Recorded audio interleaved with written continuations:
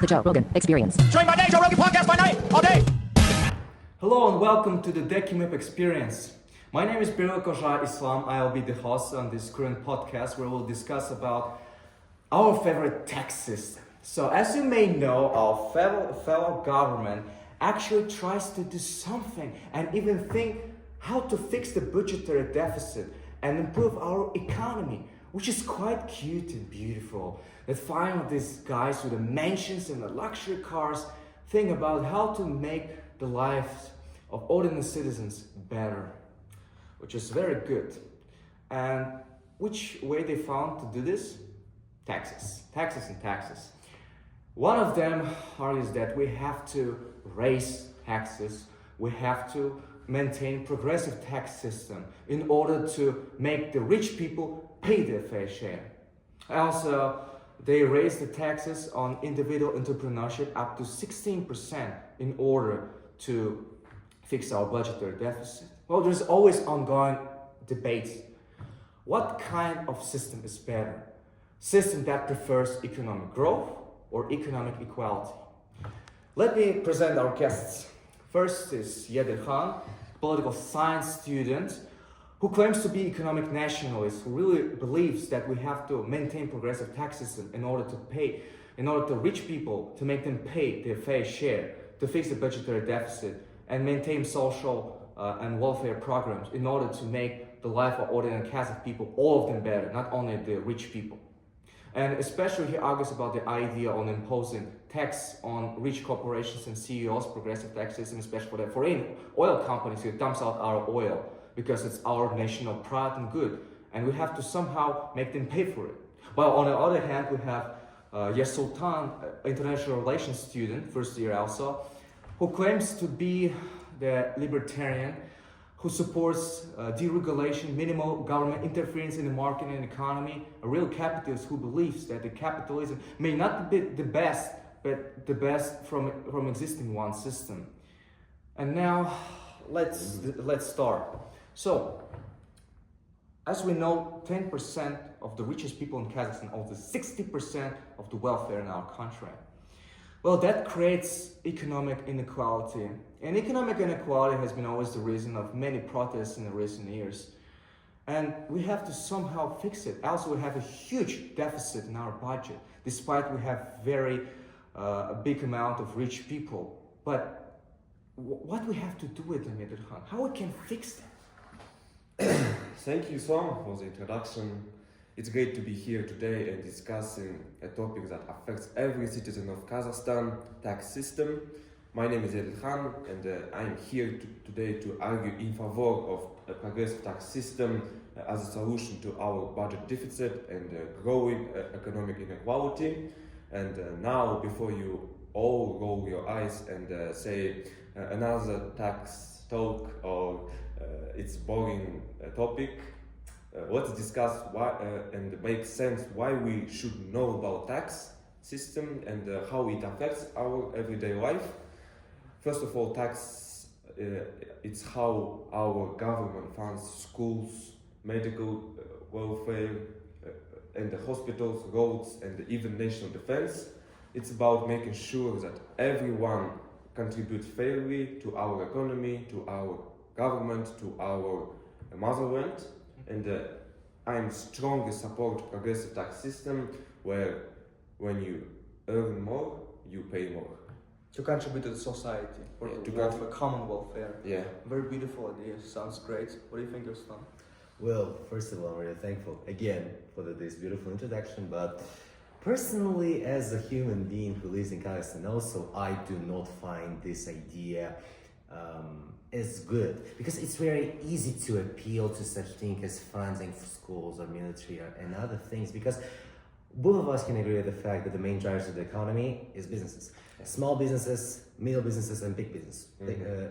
Those three things are the main drivers of the economy, and we see that the taxes are becoming the main limitation for their further development, because by that we see that the imposing of such taxes and the progressive idea is is in a form of a limitation, because how do we can limit something that creates the all money in the government?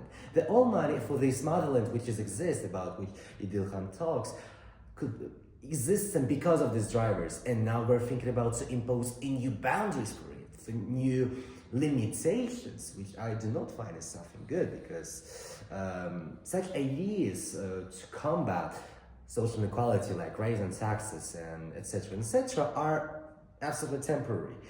This is for not long term. It's just a short term thing. Like you have a fire, you put it in the water, but you're not fighting with the cause of the fire. So that's why, for example, like Carmark and Hudson, two famous and great economists from the great Institute of Mises, once said that the flat taxes might have little long-term impact on saving. Of course, there are other reasons to consider reform. Growth could occur through better allocations, investment, and smaller cost of tax compliance. By letting the existence of such things are creating the very bad, absolutely bad environment for the further development of the business. And by that, creating such things creates a new form of the environment for the further unemployment increase because of inflation. We live in Kazakhstan here, absolutely, the country which faces absolutely rapidly through absolutely horrific terms of the inflation and unemployment.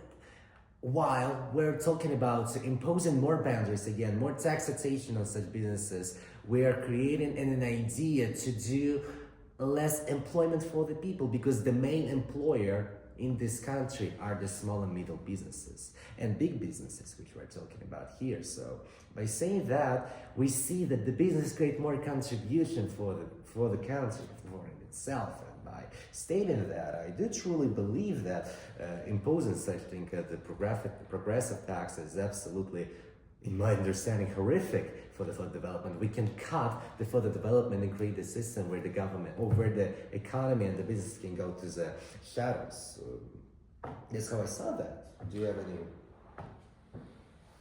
Yeah, as you mentioned, one of the biggest criticisms of progressive tax system is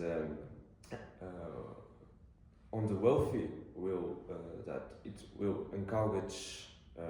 discourage investments, slow down the economy, and drive businesses away from our country. But I want to mention one example from the history.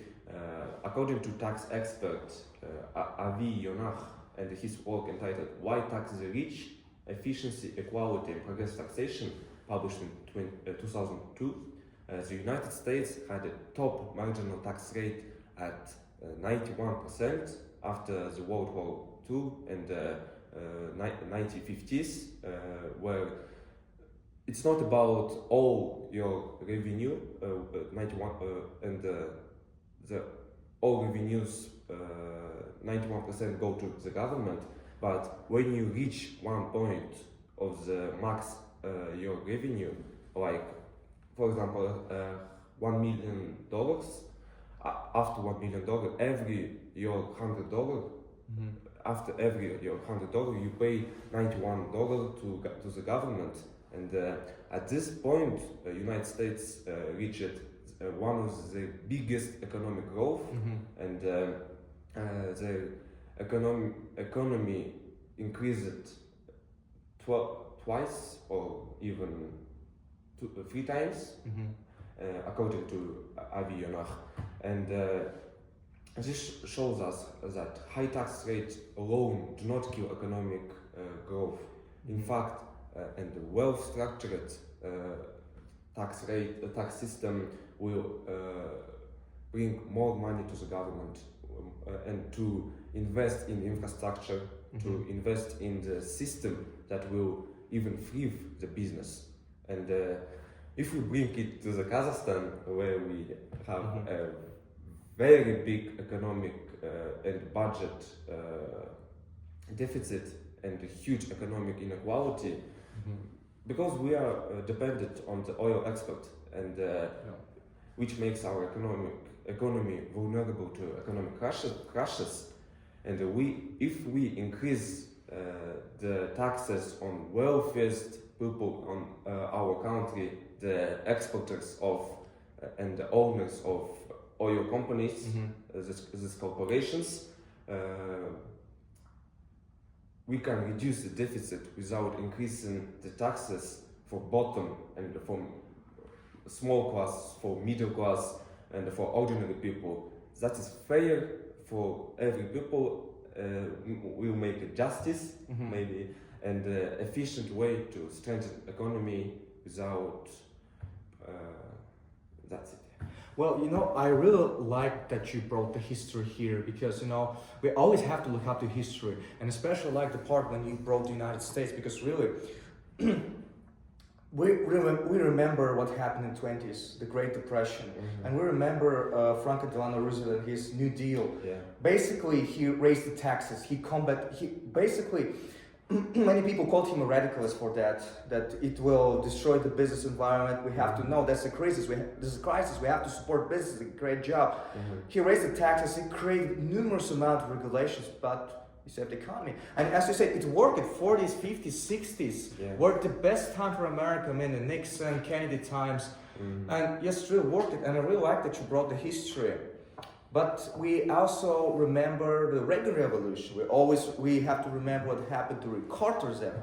And we also have to remember what our fellow president, Kassym-Jomart Tokayev, said in 2022 after the Kandahar events. He said that during our first president, the top 1% of the richest people in Kazakhstan, for example, we allowed a lot of foreign companies, we allowed a lot of CEOs. We really support, Kazakhstan really supported business. They allowed the foreign companies to come to our land, do not pay taxes, just great job, great economy. We won't get you down with our tax system, just do the economy overall. But it also created that effect that, our middle class, their earnings didn't really rise up. And that's bad. While our richest people, they live just well, including all these companies. I know you really love history. Absolutely. You absolutely history enjoyer, and I admire you for that. So as a man who really loves the history, and I absolutely believe you know a lot about history of economics, about America, about tax system, what do you have to say about that? So first of all, I do agree with the point that you said about the history, like the very high imposing tax about like every $100, 91 you have to pay after 1 million to the government. But absolutely, this system created the most biggest crisis in the history of the United States after the Great Depression. It's the 70s. We faced this, and we should understand the important fact that you said about like the 10%. Of course, I absolutely adore the words of our great president.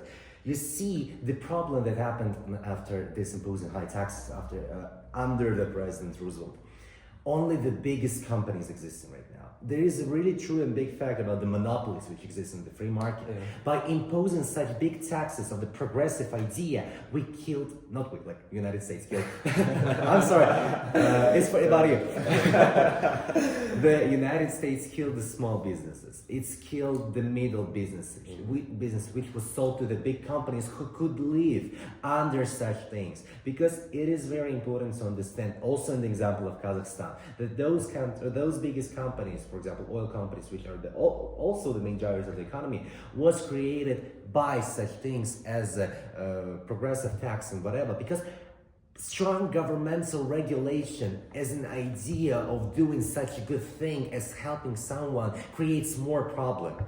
Because also an example of the United States, we see that in the 80s, we saw the only way to solve the problem under President Carter, the crisis that existed after the policies of the FDR was the tax revenue. For example, Laffer curve and the tax revenue decline, because Isaac Miravet, a really great American economist, because we're using the comparative method. For example, we have an example of the United States, and we use this example for Kazakhstan. The problem with the Laffer curve is when we impose more taxes, we're creating an environment when the businesses are gone or be sold to big companies, or they're going into shadows, not paying taxes. By increasing taxes, we gain less money because we're creating the environment in which companies, for example, like individual entrepreneurs, for example, you own this podcast thing. Do you pay taxes? No, not at all. That's good, beautiful. And I don't want to pay taxes for that. It's my business. This is good. Do not pay taxes. Got it. So, if they will make you pay taxes, for example, every dollar for the word which I say, for example. Imagine that. Would you take your business and register it, for example, somewhere in Bahamas or, I don't know, in southern countries here in Kazakhstan, to not pay our taxes but pay taxes for the other countries? You would do that if you have brains. But if if I do have a heart, You have and a heart. I want to, for example, Yedirkhan's points that yes, of course, the business job creators, as you said, but what about those who are not business owners?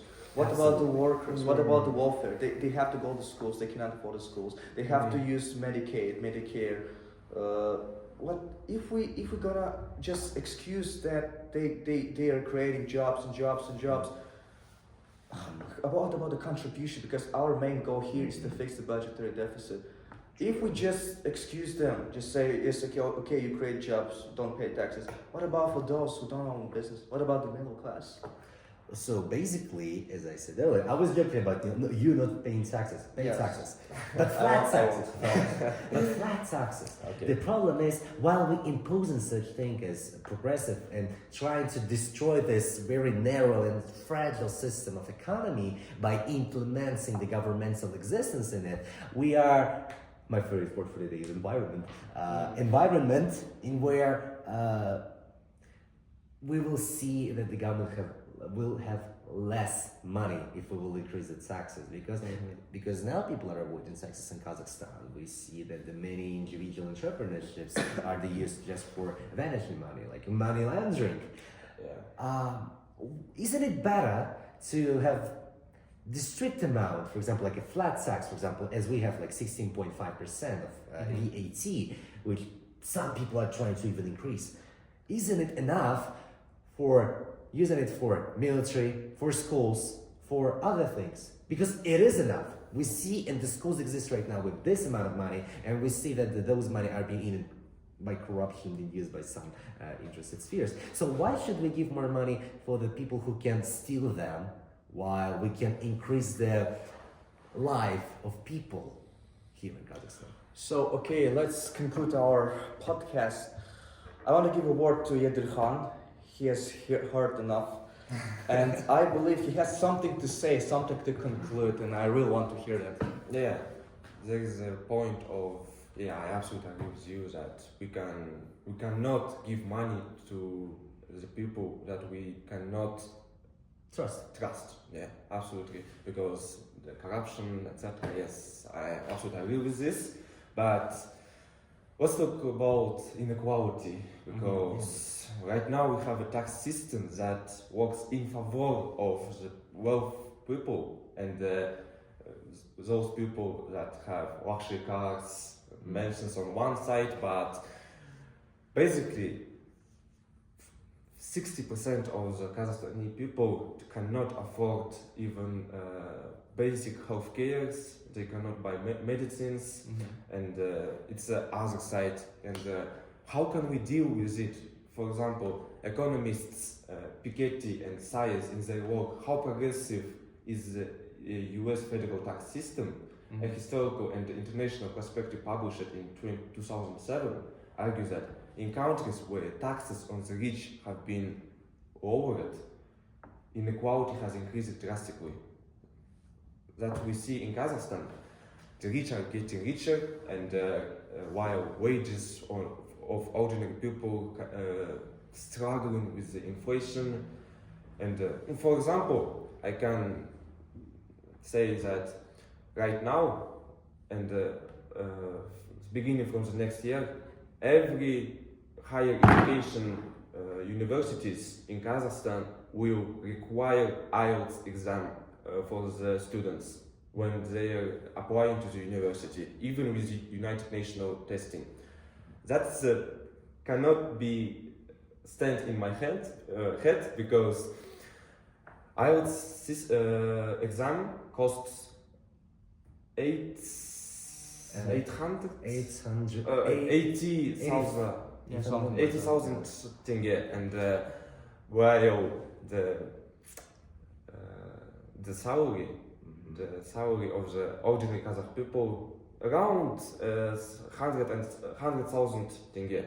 How can people afford it to get to the higher education, to promote your life to the better life, while you cannot afford even the requirement of the universities? And progressive tax system is not about punishing success. It's about ensuring that success shares everyone.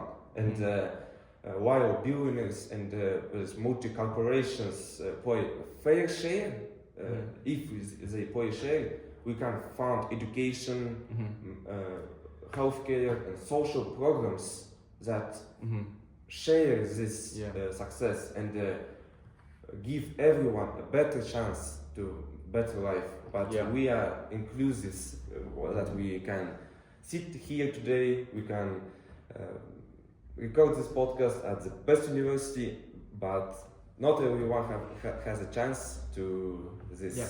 Let me stop it here because we're limited by time. Very good point, by the way. Yeah. So actually, yes, for example, I really like your example about the cost and the prices, because what is inflation? Inflation is the tax on the poor. I don't think that Timur Kulibayev suffers a lot because of Absolutely. Absolutely not. So he doesn't suffer a lot from milk prices or egg prices or someone else. He can't afford that, while the bottom people can't. He just got rich from this 90%, for example. So at the conclusion, we are limited by time. Quick, what's your response to that? How you would conclude your final thoughts or something? So absolutely, I'm a person of morality. I do not want people to suffer. No one wants that. If you're a good person, you don't want people to suffer. But also, we cannot live in the society where people are using and appealing to emotions to limit other people. For example, talking about the university and the entry exam and limitation of IELTS, it is absolutely not acceptable, my understanding. But it is the outcome of the previous policies of the high income taxes. Because we see that the government expanded its social network system by implementing more financial scholarships for students. And we see that the now government, exceeding its presence in the education, created a system where it even cannot provide such amount. And government now cannot just say, we're very sorry, we cannot pay for that now. They're creating new, more further limitation. Now they say you can take, for example, scholarship with, for example, 5 and 5 of IELTS. This is not very fair. I do 100% agree with you. But this is the outcome of the previous increasing of taxes. And while we're talking about increasing of taxes, it is a very, very good solution, but temporary, because we will face more consequences for that. Do you want to leave such problems, for example, like in Argentina, to further generations, or like in America in the 70s for further generations? Now we live in the society where absolutely students are not in the best conditions for having education, but unfortunately, it is what it is. Yeah, thank you both. Actually, it was Yeah. very productive podcast, and I believe we'll have very good scores for that. I absolutely believe so. To conclude our podcast, we see the clash between two philosophies.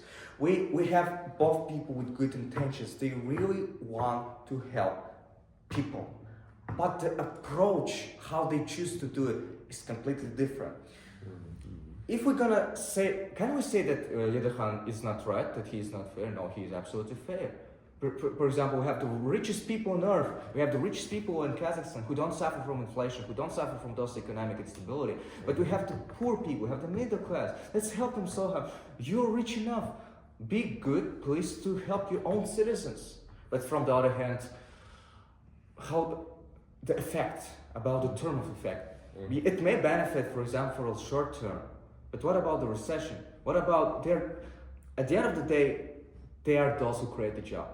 They're employers and their employees. They create job for them. They work. So if we're just gonna look how they pay for the budget. So this is the question about not under what system do we pay. It's the question how we pay. It's the question what kind of contribution you make, but it's also about the question about what the future. If we're gonna punish the business, if we're gonna choke them, what about the investment climate?